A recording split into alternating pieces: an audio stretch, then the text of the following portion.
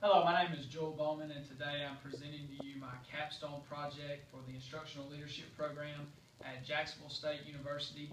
A little bit about myself before I get started on my action research plan. I'm currently the physical education teacher at Durand North Junior High in Pell City, Alabama. This is my 4th year there.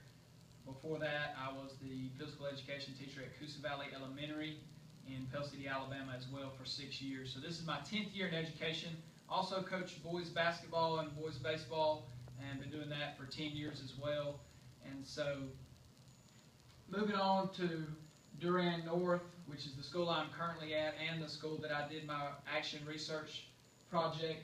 Durand North houses only 8th grade students, and it is just 8th grade in our school, located in Pell City, Alabama, which is about 20 minutes east of Birmingham. Our student population is approximately 300 students. We have 16 total staff and teachers. That includes one principal, one counselor, and one physical education teacher. We also have one support specialist in our school. Approximately 50% of our student body qualifies for the free and reduced lunch program that our government provides for our students. And through that, I use the qualifications for the free and reduced lunch as a barometer for the poverty line in my project. And so you'll hear me talk about the free and reduced population numerous times throughout my project. And so being a physical education teacher for 10 years so far, and also being passionate about exercise and diet and nutrition, these are things I wanted to focus in on when I chose the action research project. So I did some research in my class during fitness testing and had some alarming results when it comes to our free and reduced population. Using the fitnessgram, which is what we use to test our students, there are 3 exercises. That is the PACER test, which is a cardiovascular endurance test, push-ups, and sit-ups. And those are both how many you can do in a minute. And so using these exercises, 62 of our free and reduced males, out of 62 free and reduced males in our school population, only 29 were in the needs improvement category. Of our 74 females that qualified for free and reduced lunches and meals, 47 fell into the needs improvement category. So these were deficits that I wanted to find a way to address, especially due to my interest in nutrition and diet and exercise. And so as I began to research these numbers, I wanted to find a common denominator in this project for these students. And what I come to the conclusion of is that the main common denominator was our national school lunch program. It's responsible for feeding these students 2 out of the 3 meals a day. Obviously, we couldn't control that 3rd meal wherever it came from, but 2 of these meals were done under our roof in our building, so we do have some control over them. So I tried to focus some on that. So moving on to the problem statement, so to say, in our project, I took 30 males and 30 females out of this group, with half of each group qualifying for free and reduced and the other half not.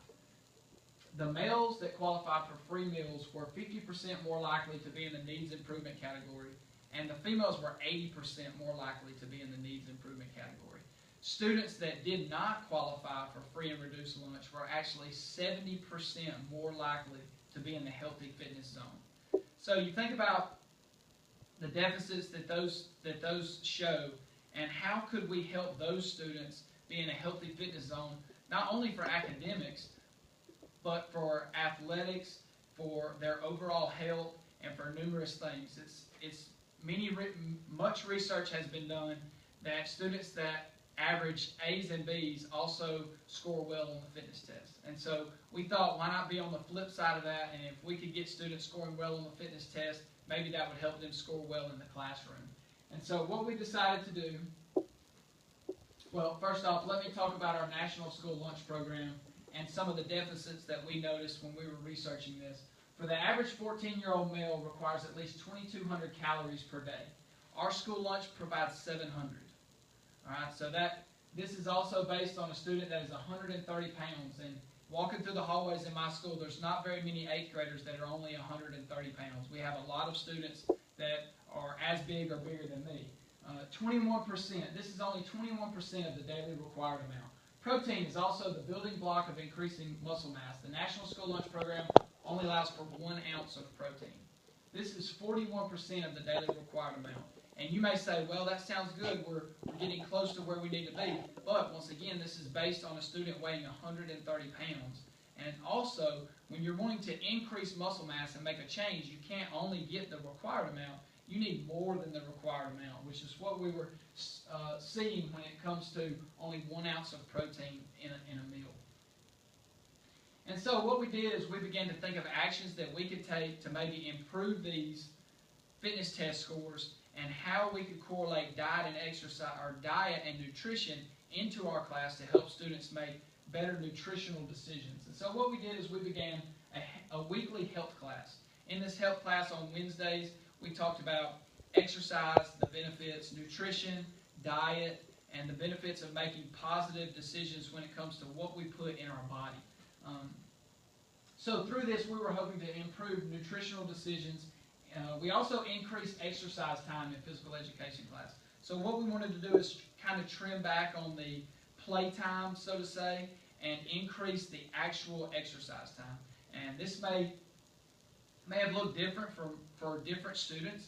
Not every student had to do the same amount, but we wanted to improve our overall health through that. Another thing that we did is we wanted to improve our overall health by individualizing our physical education program. And what I mean by that is we wanted to take specific scores for specific students and give them a specific plan to increase their fitness scores. Just like you would do in a math class, a history class, a science class, we wanted to address specific needs using the data that we had to try and improve each student and not just try to blanket the class with one activity.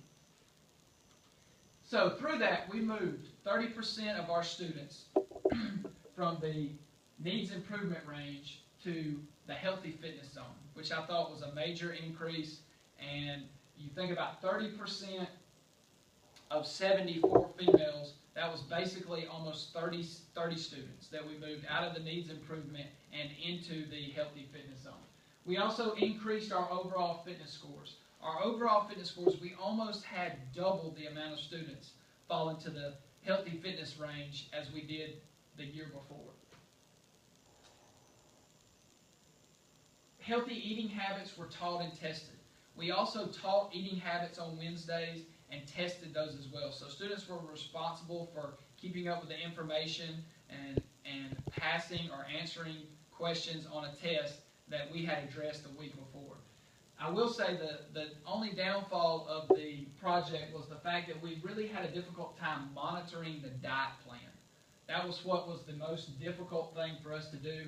Students, you couldn't control what they ate out of school.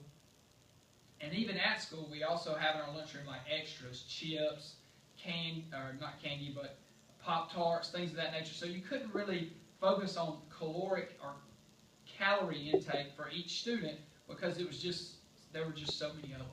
And so it was hard to keep up with. What we did ask our students to do was keep a journal of what they ate on Wednesdays, and then we would talk about it the next Wednesday. And so we tried to work through what decisions were good, how we can make better decisions, and just nutrition in general. What it was doing was exposing our students to something they didn't know. And they didn't know how bad food affected their body.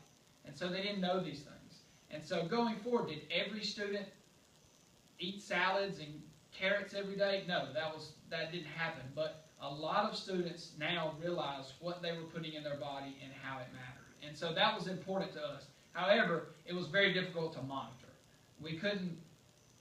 When we individualized the plan for exercise, we would also like to individualize the plan for nutritional decisions. Well, it was very difficult to do that. But I do think through the program that they learned what were good decisions and what were bad decisions, and then they were just in charge of making those decisions on their own. A lot of standards were addressed through this project. The fact of leading any project is beneficial, especially somebody that is an aspiring leader in administration.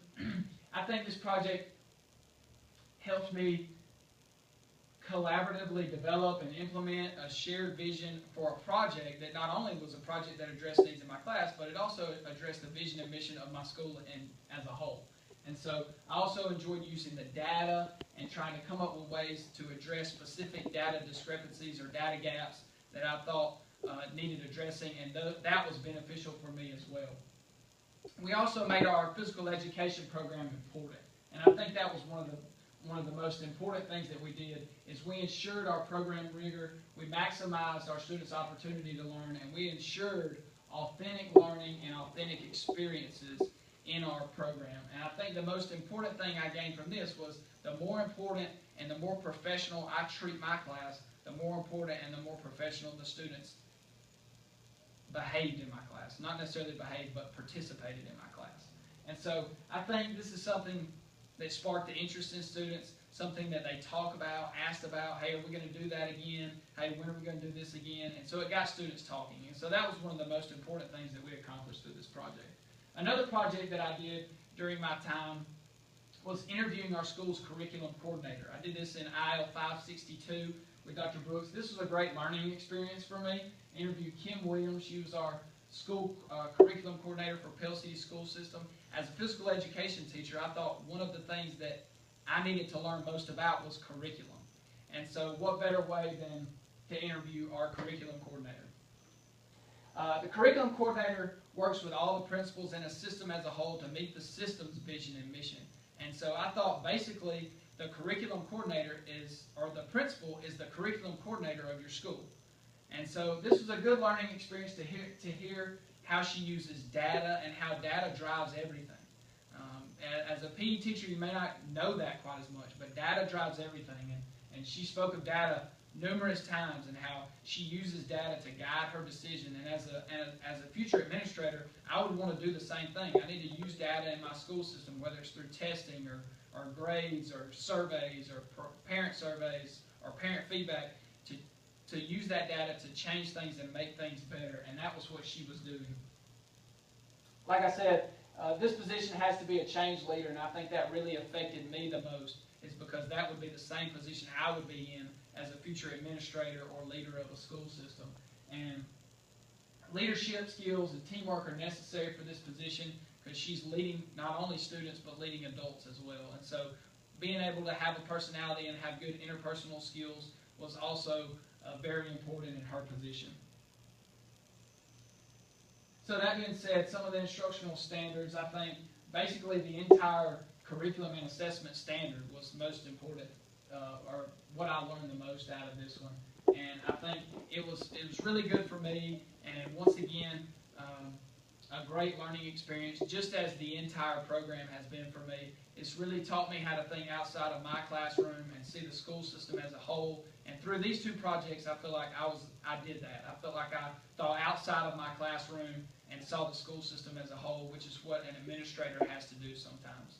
So, once again, Joel Bowman, and I am presenting my capstone project. Thank you for listening.